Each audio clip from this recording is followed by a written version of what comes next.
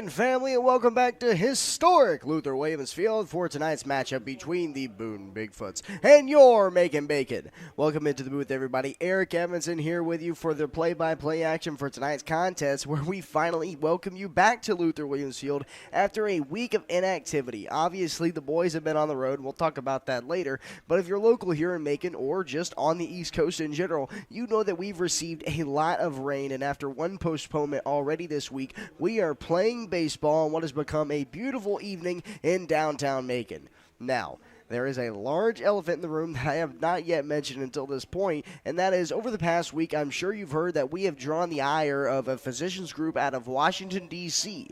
They suggested we change our name, change our mascot, and change the way we do things here in Macon, Georgia. And I'm here to say bacon yesterday, bacon today, bacon tomorrow, and bacon forever. We pride ourselves on our name, and we will not be changing it. But last night, the Bacon traveled to Forest City to play against the division-leading Owls, and was one of two in those contests. One of these games was a completion of a game that's already in progress, where the Bacon were down 9-0 in the top of the fifth inning. Although the rally came up short, Macon stormed back to make it a one-run game. In a game they were steered to win in a 7-5 victory in game number 2. They were behind an outing from Josh Combs, who went 2 2/3 innings of shutout baseball with no hits as well. Tonight, the freshly over 500 Bacon with a record of 8-7 will look to go against a Boone team who comes in with a 5-8 record. This is Max Montplaisir, the righty out of Point Loma. He has 2 starts in this CPL season, an 0-1 record, 12 1/3 innings pitched, 5 walks to 10 strikeouts, and a 3.64 ERA. The Bacon just looking for another quality start as the offense has been rolling, scoring more than 5 runs in each of their last 3 outings.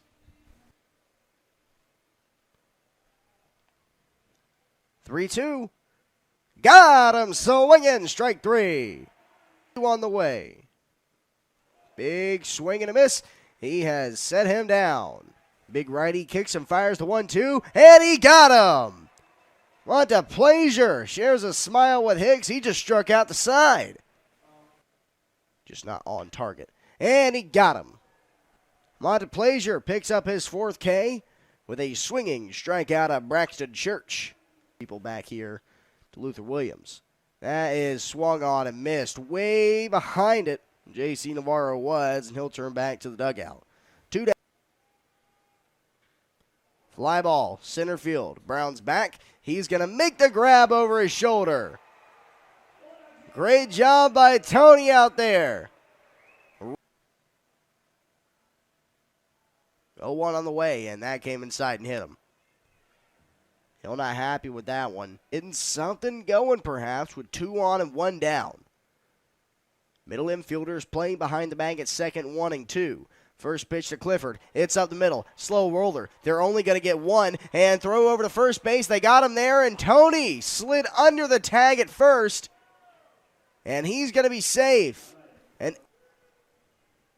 now 2-0, gets back to the backstop. Here comes Hill. The ball gets loose. It's in the infield. Big turnaround third for Brown, but he's going to stay put. But Connor Hill takes advantage of a wild pitch and comes home to score. It's 1-0 Bacon. Long look in by Dewey. Now he nods in agreement with Church behind the plate.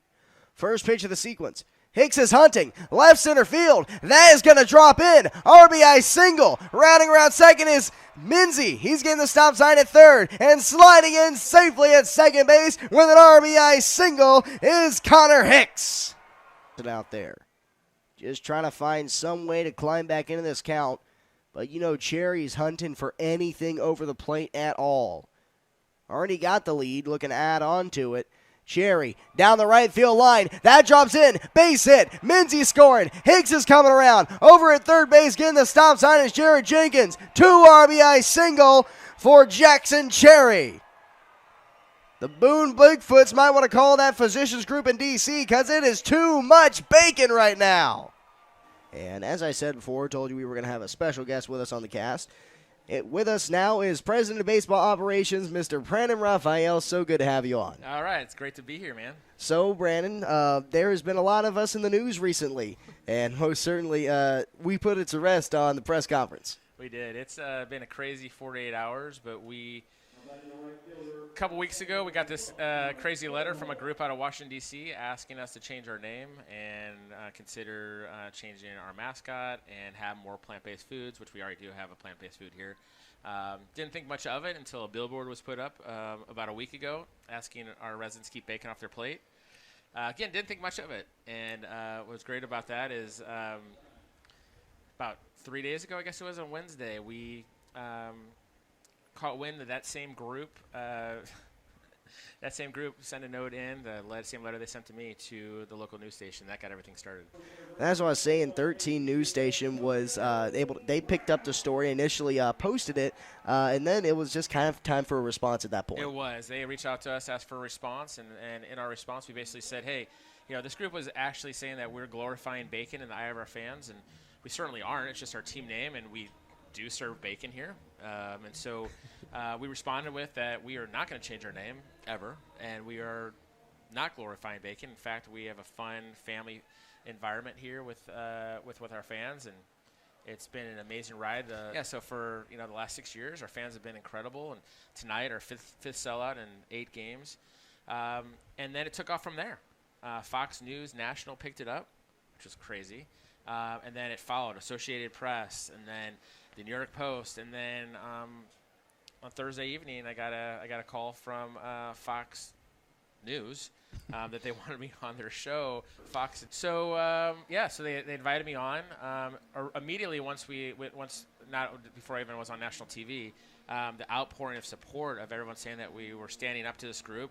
That really wasn't the intention. In fact, we weren't even planning on responding. But after that, I was on Fox News twice yesterday, which was crazy, on national TV. And the outpouring of support was just incredible. So it was incredible. So the support has been great. I mean, everyone was talking about how we stood up to this group and didn't consider changing our name, which we wouldn't. And then merchandise orders like crazy. Obviously, our fans here locally have been supportive, but we have a lot of new friends throughout the country, in the UK, Australia, that picked up the story, and several other. I was on a radio station in Anchorage, Alaska. It's just crazy how it all came into play. But we're happy to be here. We love our fans. We love our environment. And there's no reason why we would change our name. Bacon International, Bacon Globe-wide.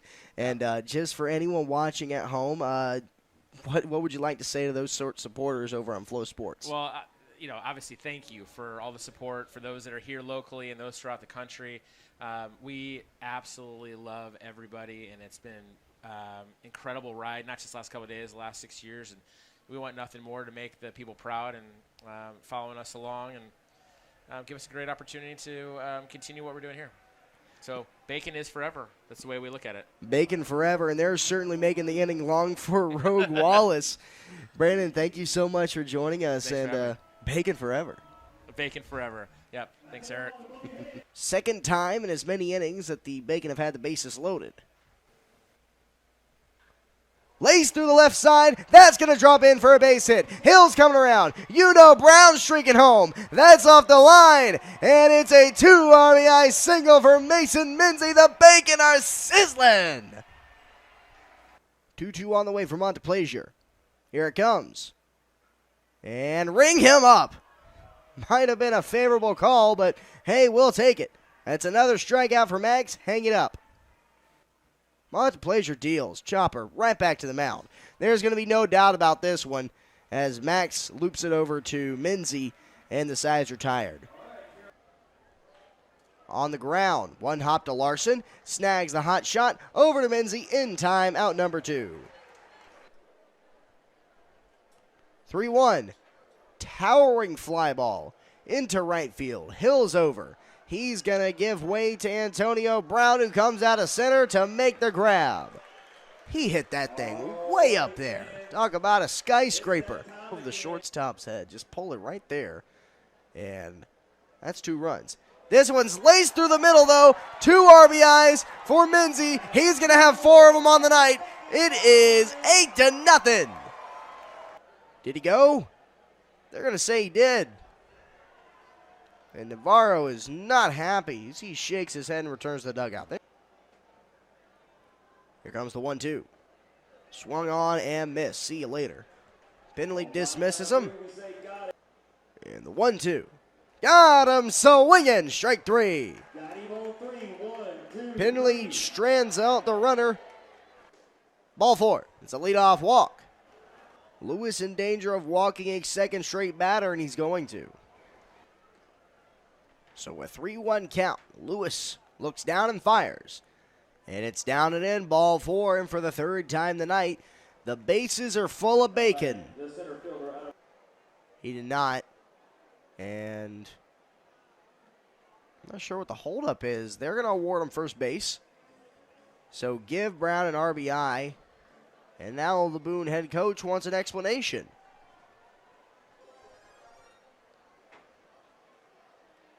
The ruling is final, it looks like. Bigfoot's coach still chatting with the home plate umpire out there, asking, how'd that hit him? Butler in a tough situation, calling his own pitch. 3-1. Here it is. Bounces up there. The Bacon win. It's a walk-off walk. 10-0. What a return to Luther Williams.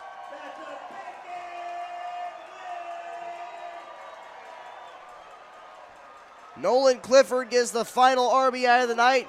He's getting a little bit of a celebration down there at first base as the Bacon shut out the Boone Bigfoots here at home by a final score of 10-0. Wow.